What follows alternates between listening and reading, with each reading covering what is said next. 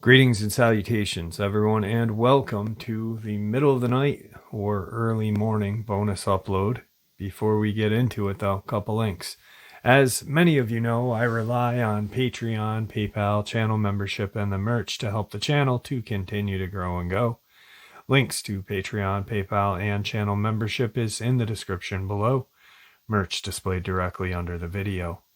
Also, Dogman Frightening Encounters, Volume 1 through 3, the audiobook versions.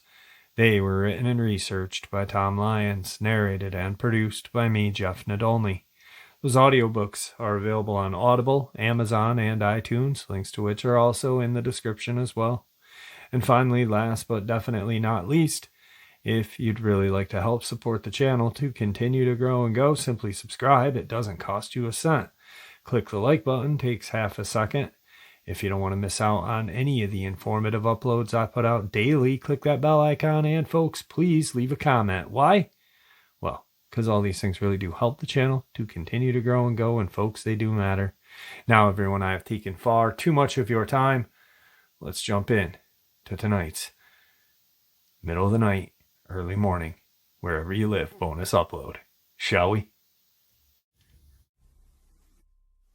Today's first encounter comes to us from Cass County, Texas. Hello everyone, my name is Rooster, obviously a nickname. I'm currently on active duty Army for about 20 plus years now. I've been contemplating for the last several years on whether or not I should share this. My encounter happened in 2000, about 20 years ago. It was me, my mom, and my father out fishing in a small wash on the side of the road. So I was living in Oklahoma and talking to my mom. She said they found a new fishing hole off the side of the road where they had been catching a lot of fish. I know the area, so I was pessimistic. I drove down one weekend to visit to go and check out this fishing hole. Lo and behold, there was a good fish there.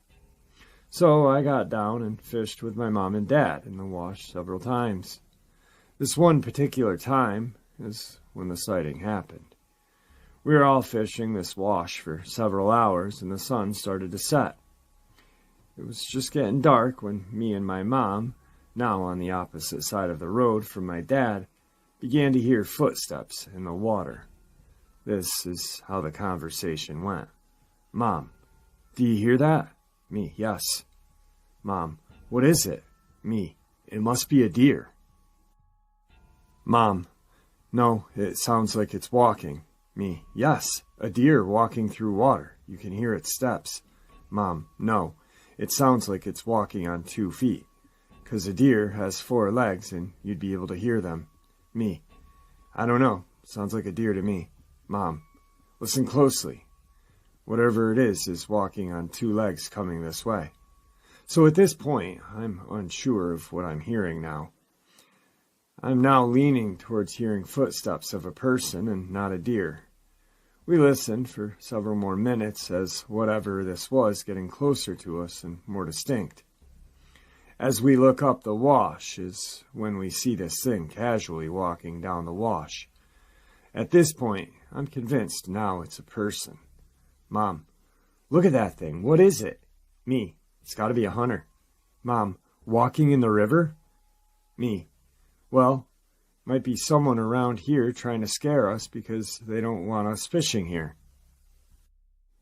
So the entire time we're having this discussion, this thing's just walking toward us. As it's right in front of us, head on. You can see it's massive. I'm thinking it's still just a guy in a ghillie suit. Then I immediately think to myself, how deep is this water? It's pretty soft bottom, just like a marsh. This thing is walking smoothly enough to just throw water effortlessly. Again, it's dusk at this point, and this thing's literally 20 feet in front of us, in the wide open. Since it's dusk, just past sunset, where you still have that moment of visibility, you can see how big it truly is. There was a piece of fencing there and some stumps in its way. So it turned to our left and walked up the hill. At this point, we yelled out to our dad, "Let's get the hell out of here." He was confused at what we were screaming about. So we chucked everything in the car and left. I don't remember talking about it much beside what the hell was that. After we got home, I never talked to my mom or dad about it. I ended up coming back to Oklahoma after that weekend was over. None of us ever talked about it again after that moment. Not sure why. To me, it was like a distant memory that happened quickly.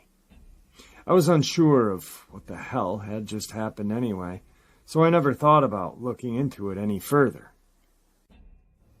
I truly believe people are seeing what they claim, but it's so incomprehensible at that moment you are witnessing it that your brain is not comprehending. That's what I felt like for me. It was like my brain was stuck in the middle of understanding what I'm seeing and not understanding. My mom passed away in the next year of 2001. I never got to ask her thoughts about that day. I do doubt myself sometimes. I never smelled a foul odor. It never made a noise. It didn't see us standing right in front of it. If it saw us, it didn't run or try to hide. I had no idea what it was that I saw. All I know is I'm 6'1". I was standing on the road, and the water line is 3 to 4 feet below the road. This thing was eye level, if not taller, and twice as wide as me at the time. Just massive. I couldn't make out any details besides just how big it was. I grew up in these woods, fishing, hunting, whatever. I never heard or talked about anything like this, nor have I seen anything like this. This area is not known for bears, I don't think. I never saw one, but if a bear can walk on 2 legs through a creek, turn and walk up an embankment on 2 legs, then I guess I saw a bear. Today's second encounter. One summer day in Albion, New York. When I was a kid, I went for a walk in the woods I commonly frequented. I hadn't gone back for a while because one time my boyfriend at the time and I were about to enter the woods, but we decided not to because we heard what sounded like several howls. I'm talking probably 7 or 8. The sounds grew and we decided to leave. This wooded area was off a residential area, but there's a path that takes you almost like a hidden wooded area with a farm. So strange, because now that I think about it, I was so close to many homes, but never could find sight of them in these woods. There's even a huge, wide-open field that leads to a more wooded path, like a huge break dividing the woods. I loved and missed going in the woods. I later went back there after maybe a good few weeks. As I walked, it had rained not long before and the ground was very soft. I saw the most enormous tracks I had ever seen in my life. The dog-like claw prints were bigger than my foot. How big are wolf prints? Anyway, I kept walking. The sun was out and it was a nice day. I started down the wooded path and sort of felt off, anxious. I kept trying to throw away that feeling. The woods have always been my sanctuary, my safe place. I always felt the most at home in these woods. I picked up a large stone in case I had to scare a possible threat off. I felt like everything would be fine when I saw the sun and the open break that separated the 2 woods. I got to the clearing and walked to the middle, when the loudest and deepest growl I'd ever heard seemed to emanate through the woods, like the whole woods were growling at me. I really tried very hard to discern the location. I'm quite good at things like that. It truly emanated from everywhere. I was frozen in fear, and that was the first time in my life I knew what it felt like to be paralyzed by fear. I set the rock down knowing that pebble wouldn't do jack shit. A throwdown with whatever produced that growl. So I figured I'd just set it down. I literally said out loud something like, "I'm sorry, I didn't mean any harm. I know now I am not welcome in these woods. Please let me leave." I got the courage to take a deep breath, and I felt like I could go. But I tore the hell out of there and never went back again. Honestly, I don't feel the same about the woods anymore after that. Today's third encounter comes to us from Humboldt County, California. This incident happened 41 years ago when I was 19 years old. My friend and I were bear hunting up in Humboldt County on the Hopa Indian Reservation. It was March, maybe April, and back then bear hunting was open year-long in Humboldt, and there were no limits. We were from Southern California and totally unfamiliar with the area. We stopped in a town of Trinity River.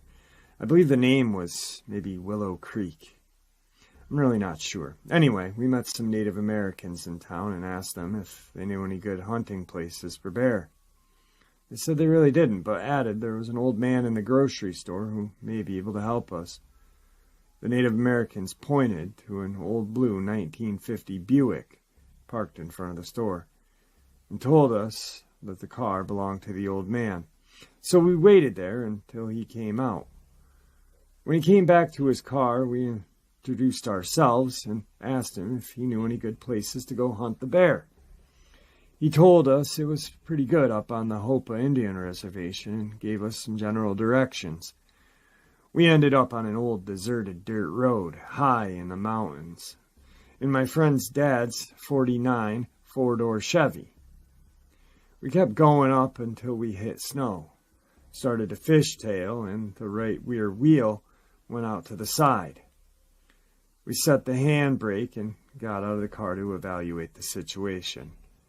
We decided to get the bumper jack out of the truck and jack the car up, and then push it off the jack back onto the road.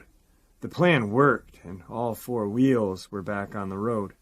We backed down the road until we came to a place where we could turn around.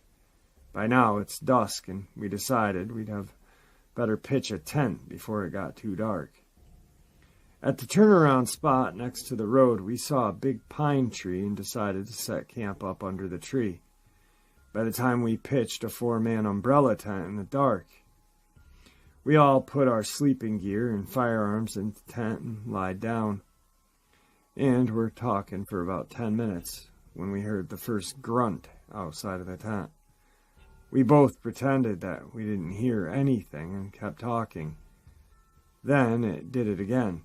And this time we both stopped, and I asked my friend if he had heard that as well. He said he did, and also heard it the first time. I said, yeah, me too.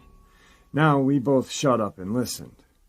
We could hear it circling the tent because the ground was covered with bark, and we could hear the bark crunching under its feet.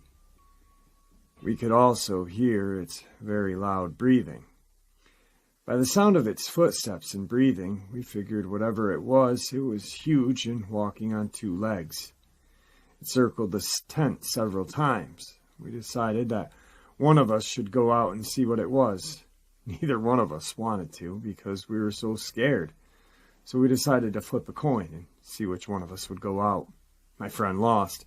I suggested that before he went out, it might be wise to fire the .44 mag out of the tent flap first.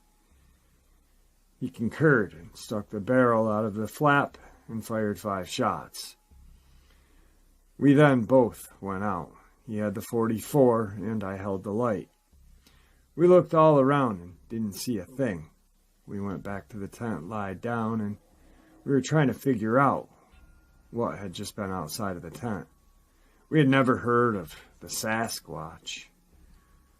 We had been talking for about 5 or 10 minutes when we heard a very loud, high-pitched scream that lasted for about 5 seconds. It sounded like it was 50 to 100 yards away. We looked at each other and asked, "What the heck is that?" That was one heck of a scream. We talked a little longer and finally went to sleep. The rest of the night was uneventful. We got up the next morning, went outside, and looked around the circumference of the tent for any footprints or signs. We couldn't see anything because the ground was covered with years of accumulated bark from the huge pine tree we had camped under. We wondered many times what it was that had been outside of our tent that night and often talked about it. Then, one day several years later, I happened to be in a barber shop getting a haircut, picked up a magazine, and it had the now famous controversial picture of a female Sasquatch on the cover. I read the article, and in the article there was a map with an X on it. The X indicated where the picture was supposedly taken. The X on the map wasn't far from where we had camped that night. That's when I made the connection, and since then, after reading about many encounters, I'm pretty well convinced that the animal we had heard outside of our tent 41 years ago was definitely a Sasquatch. Today's fourth encounter comes to us from Cold Springs, California. This is a horrible encounter. A 10-foot man led sheriff deputies into a dark, brushy area adjoining Peter Pan subdivision west of Cold Springs. The officers were unable to spot the monster, but returned with an equally horrifying report of unidentifiable shrieking sounds. There was definitely a creature in those woods. Deputy William Huntley confirms. I've never heard anything like it, Huntley's partner, Albert Miller of Cold Springs, a veteran woodsman, agreed. I've never heard a sound like that in all my years in the woods. The search was touched off by an anonymous telephone call to the sheriff's office at 8:30 p.m. The caller refused to give his name on the grounds of, "You'll think I'm crazy and put me in a straitjacket." He reported seeing a man at least 9 to 10 feet tall in the road by an old gravel pit north of Peter Pan Tract. Huntley quoted the caller. It was moving around. It appeared to be human, but was the most awful thing I had ever seen. Huntley said the caller added, "I'm scared. I'm an adult. I'm not crazy. I'm not drunk. I don't even drink." Huntley said a second man then came on the phone to confirm the story. The second man had not seen the monster, Huntley said, but he reported seeing tracks more than 14 inches long. Huntley and Miller then drove to the area. In first radio dispatch to the Sonora Sheriff's Office, they reported hearing sounds, something like a human in distress. "It's heading right towards the car. Here it comes," Huntley advised. After a delay, he reported, "Now it seems to be circling the car. Sounds more and more like an animal of some kind." But the two officers reported they could see nothing in the heavy brush. "It's definitely not a bear," Huntley radioed. "Albert thinks it's more likely a mountain lion, but it's not a mountain lion noise." The two officers shouted at the creature and noticed their shouts did not seem to scare it. As they attempted to move closer, however, the sound seemed to move away. The officers were forced to head back to Cold Springs when the patrol car's gas supply ran low. They did return to the spot a short time later and found the unidentifiable creature still shrieking. Huntley said they stayed in the area until about 1:30 in the morning, but were still unable to spot the source of the sounds. The officers returned to the scene after daylight but found nothing to explain the mystery. There were no tracks, nothing to indicate anything at all. Huntley advised he noted the area as brushy and rocky. The ground was frozen. Today's fifth encounter comes to us again from Humboldt County. We were a little excited, more like scared shitless. There was enough light just to make out that whatever it was moving on two legs. We found where it had gouged out the soft earth on the stream it had crossed, no discernible footprints. But whatever made the gouge was huge. We had a whack, wild-ass guess, at the length, over 19 inches. It was longer than the tip of my extended fingers to the elbow. The grass going across the meadow didn't allow for footprints, but was pressed down several hours later. We didn't follow the trail toward the trees. It had been watching us for around 15 minutes, give or take 5. I was asleep when my friend woke me up. Said we heard something moving above us on the exposed rock just above our camp. He had his 9mm personal protection for the typical axe murderer you meet while you're camping in hand, and was a little wound up. We listened to it move around with an occasional skip like someone was jumping a short distance to another rock. It moved behind us, then down into the meadow that surrounded the stream we were camping on. We saw it cross the stream and slip as it went across the other side. It moved across the meadow at a quartering angle away from us and into the tree line. We definitely knew it wasn't a bear. We had several run-ins with bears trying to get our food when we camped out at Yosemite. Thought we would get away from the crowds on this backpacking trip. Good call, huh? Once we calmed down, we discussed what we think we saw. We both came to the same conclusion. I know we didn't hallucinate. Our eyes had time to adjust before we finally got the visual of it moving across the meadow. We stayed awake until we had enough light to look the area over, and then beat feet the hell out of there. Today's last encounter. My experience takes place around the end of October, close to the end of deer season in Alpine County, California. About 82-83. Myself and 3 other hunters were getting the last deer hunt in Pacific Valley. We'd hunted this area many times over the years. However, this time, we were the only ones left in the valley. Myself and a friend of mine were hunting together near Bull Run Trailhead about 5 miles from camp. That day seemed odd after we got up the hill because we could hear no sounds or see anything moving. We both have backgrounds in biology. We were on the edge of the meadow and had something like a rock fly over our heads. We both heard it hit. We could see nothing around, and our hair started to stand on the back of our necks. After checking the area, we decided to go down the hill back to camp. The whole way down the trail, something paralleled us, just out of sight. Every few hundred feet, it would roll or throw a rock alongside the trail. I dropped to the knee a couple of times and swung my rifle toward the area where the boulders were rolling. Couldn't see anything through my scope. We were definitely getting a little shook up at this point and could not figure out what was following us or rolling or throwing rocks at us. We've never seen any bears while hunting there and ruled out the possibility of a bear trying to scare us by throwing rocks. This continued until we got to the dirt road that took us back to camp. I would say this went on for about 20 minutes, or about a mile. Once we were back at camp, we related the experience to the other 2 guys. The rest of the afternoon, we noticed that no animals were around. We always have had animals around camp: chipmunks, birds, the occasional pine marten. After dinner, we sat around the campfire and we were getting our gear ready for the next day. Almost bedtime when across the creek, out of our lantern light, a large tree went down. It was a huge crash. It could have been a natural occurrence, but with the earlier events, we decided that something did not want us in this valley. We decided that no one was going to get any sleep that night anyway, so we packed up and left for home.